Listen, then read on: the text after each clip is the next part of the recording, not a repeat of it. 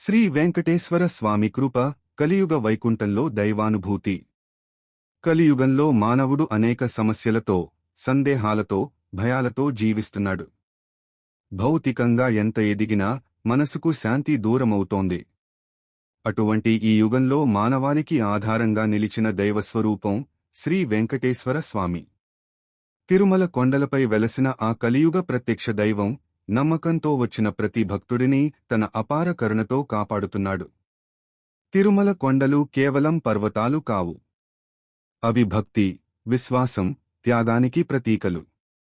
ఆ కొండలపై అడుగుపెట్టిన ప్రతి భక్తుడి హృదయం పవిత్రమవుతుంది. గోవింద గోవింద అనే నామస్మరణతో ఆ కొండలు మార్మోగుతుంటే మన మనసులోని భారం కరిగిపోతుంది.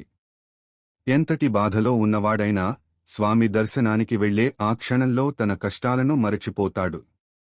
శ్రీ వెంకటేశ్వర స్వామి కథ మనకు త్యాగం, ధర్మం, కరుణ అనే విలువలను బోధిస్తుంది. కలియుగంలో ప్రజలను రక్షించేందుకు స్వయంగా భూలోకానికి వచ్చిన స్వామి తన భక్తుల కోసం అప్పు చేయడానికైనా వెనుకాడలేదు. ఇది ఆయన భక్తులపై ఉన్న అపారమైన ప్రేమకు నిదర్శనం. అందుకే భక్తులు తమ సంపాదనలో కొంత భాగాన్ని హుండీలో సమర్పిస్తారు. అది ఒక లావాదేవీ కాదు.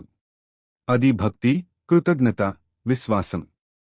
తిరుమలలో స్వామిని దర్శించినప్పుడు ఆ మూర్తిలో ఏదో అలౌకిక శక్తి, అనుభూతి కలుగుతుంది.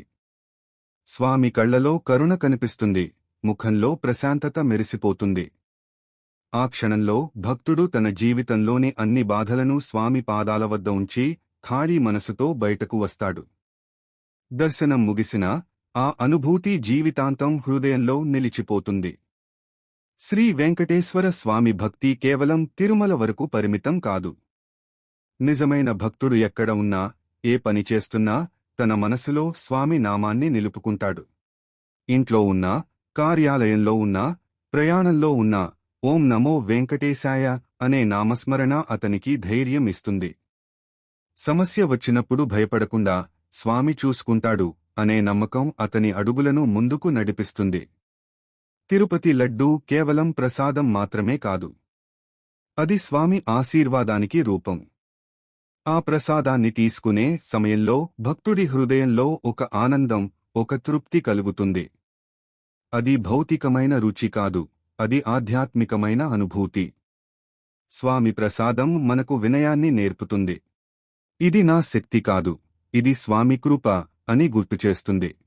శ్రీ వెంకటేశ్వర స్వామి భక్తి మన జీవితాన్ని క్రమబద్ధం చేస్తుంది. ఉదయం లేవగానే స్వామి నామస్మరణ చేయడం, చేసే పనిని స్వామికి అర్పించడం, రాత్రి నిద్రకు ముందు కృతజ్ఞత చెప్పడం, ఇవే మన జీవితాన్ని పవిత్రం చేస్తాయి. స్వామి మనకు కావలసిన దాన్ని కాకపోయినా మనకు అవసరమైన దాన్నే ఇస్తాడని భక్తులు అనుభవంతో తెలుసుకున్నారు. కలియుగంలో మనిషి చేసే తప్పులు ఎన్నో. కోపం, అసూయ, లోభం మనల్ని ఆవరిస్తాయి. కాని స్వామి భక్తి మనల్ని మార్చగల శక్తిని కలిగి ఉంది. నిజమైన మనసుతో స్వామిని శరణు వేడితే ఆయన మన తప్పులను క్షమించి మళ్లీ మంచి మార్గంలో నడిపిస్తాడు. అందుకే స్వామిని పతిత పావనుడు అంటారు. తిరుమల యాత్ర ఒక ప్రయాణం మాత్రమే కాదు, అది ఒక ఆత్మయాత్ర. కొండలెక్కేటప్పుడు శరీరం అలసిపోతుంది, కాని మనసు తేలికవుతుంది. ప్రతి అడుగు మనలోని అహంకారాన్ని తగ్గిస్తుంది. ప్రతి గోవింద నామస్మరణ మనలో భక్తిని పెంచుతుంది. చివరకు స్వామి దర్శనంతో ఆ యాత్ర పరిపూర్ణమవుతుంది. శ్రీ వెంకటేశ్వర స్వామి మన జీవితాల్లో వెలుగులా నిలుస్తాడు. చీకటి సమయాల్లో దారి చూపే దీపంలా ఉంటాడు. విజయాల్లో అహంకారం రాకుండా హెచ్చరించే గురువులా ఉంటాడు.